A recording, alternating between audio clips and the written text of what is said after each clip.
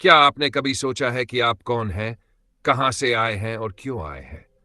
हम में से ज्यादातर लोग बस जीवन को वैसे ही जीते हैं। सुबह उठते हैं, काम करते हैं, खाते हैं, सोते हैं और फिर वही दिन शुरू करते हैं। लेकिन क्या जीवन का यही एकमात्र उद्देश्य है? नहीं। मनुष्य जन्म का उद्देश्य इससे कहीं बड़ा है। शास्त्र कहते हैं, नरत्वं दुर्लभन लोके विद्या तत्र सुदुर्लभा सद्गुरुस्त तत्समासाध्यन तत्पि साधनं दुष्करम। अर्थात इस संसार में मनुष्य जन्म दुर्लभ है। अगर आप मनुष्य बन गए तो विद्या प्राप्त करना दुर्लभ है। विद्या के लिए सही गुरु मिलना कठिन है, और अगर गुरु मिल भी जाए तो उस मार्ग पर चलना सबसे कठिन है। अब प्रश्न यह उठता है कि हम मनुष्य क्यों बने? क्या हम इसलिए मनुष्य बने कि हमने अच्छा खाना खाया या सुंदर कपड़े पहने? नहीं। हमारा ये शरीर, ये बुद्धि, ये विवेक, ये सब हमारे पूर्व जन्मों में किए गए विशेष प्रकार के कर्मों का फल है। जो व्यक्ति हमेशा सच बोलता है, चाहे परिस्थिति कैसी भी हो, उसके अंदर आत्मविश्वास और धार्मिक बुद्धि विकसित होती है। व्यक्ति धीरे धीरे उच्चतर स्तरों की ओर बढ़ता है। अहिंसा, जो प्राणी मन से भी किसी का बुरा नहीं सोचता, वह दया के मार्ग पर चलता है। अहिंसा केवल शारीरिक हिंसा से बचना ही नहीं है, बल्कि वाणी या विचार से किसी को दुख नहीं पहुंचाना भी है।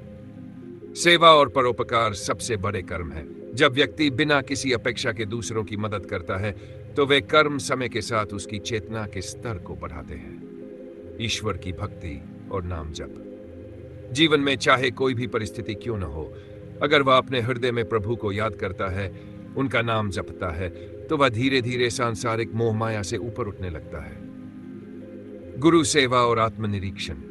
जो व्यक्ति ज्ञानी या संत के मार्गदर्शन में चलता है और अपनी कमजोरियों पर ध्यान करता है, उसकी आत्मा उज्जवल हो जाती है। एपिजेनेटिक्स कहता है कि आप जैसा जीवन जीते हैं, वैसा ही आने वाली पीढ़ियों में भी पहुंचता है। यानी कर्म का सिद्धांत आध्यात्मिक ही नहीं, वैज्ञानिक भी है। अब एक और दिलचस्प सवाल है, क्या हम बार बार मनुष्य बनते हैं? नहीं, जरूरी नहीं। अगर इस जन्म में हम दुष्कर्मों, लोभ, अहंकार, हिंसा, वासना में डूब गए, तो अगला जन्म निम्न योनि में हो सकता है। गरुड़ पुराण, भागवत महापुराण में विशेष रूप से कहा गया है कि जो व्यक्ति मनुष्य होकर भी नीति और धर्म का पालन नहीं करता, वह पतन की ओर चला जाता है। कई बार लोग पूछते हैं, इतने सारे लोग हैं, सभी मनुष्य हैं, लेकिन सोच इतनी भिन्न क्यों है? क्योंकि सभी का मनुष्य जन्म एक ही कारण से नहीं होता।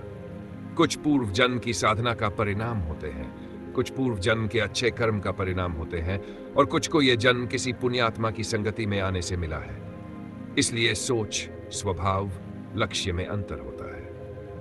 अब जरा सोचिए, हम दिन भर क्या सोचते हैं, क्या करते हैं? सोशल मीडिया पर घंटों समय बिताते हैं, झूठ बोलते हैं, मन में दूसरों के बारे में बुरा सोचते हैं, शराब, व्यसनों या भोग विलास से अपने भीतर की बेचैनी को शांत करते हैं।